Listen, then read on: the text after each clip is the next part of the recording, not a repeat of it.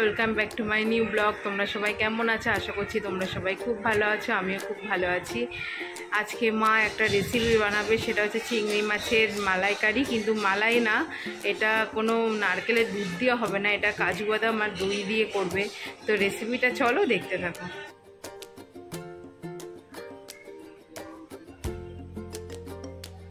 চিংড়ি মাছের মালাইকারিটা করতে লাগছে চিংড়ি মাছ, তো লাগবেই। তা চিংড়ি মাছগুলোকে ভালোভাবে ভেজে নেওয়া হচ্ছে, লাল লাল হালকাভাবে ভেজে নেওয়া হচ্ছে। তারপর লাগছে, ভাজা হয়ে গেছে অনেকটাই। এবার আদা রসুনের পেস্ট লাগছে, আর কাজু বাদাম মিক্সার গ্রাইন্ডারে কাজু বাদাম আর দইটাকে ভালোভাবে পেস্ট করে নেওয়া হবে, যাতে মানে মিহি হয়ে যায় পেস্টটা। ওইভাবে সুন্দর করে পেস্ট করতে হবে।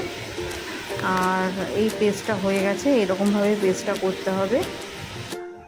আর এই তেলের মধ্যে চিংড়ি মাছের ভাজা তেলের মধ্যেই হচ্ছে জিরে দিয়ে দিতে হবে, তেজপাতা, গোটা গরম মশলা ফোড়ন দিয়ে দিতে হবে। ফোড়ন দিয়ে তারপর চিংড়ি মাছটা কীভাবে রান্না করে তোমরা দেখতে থাকো।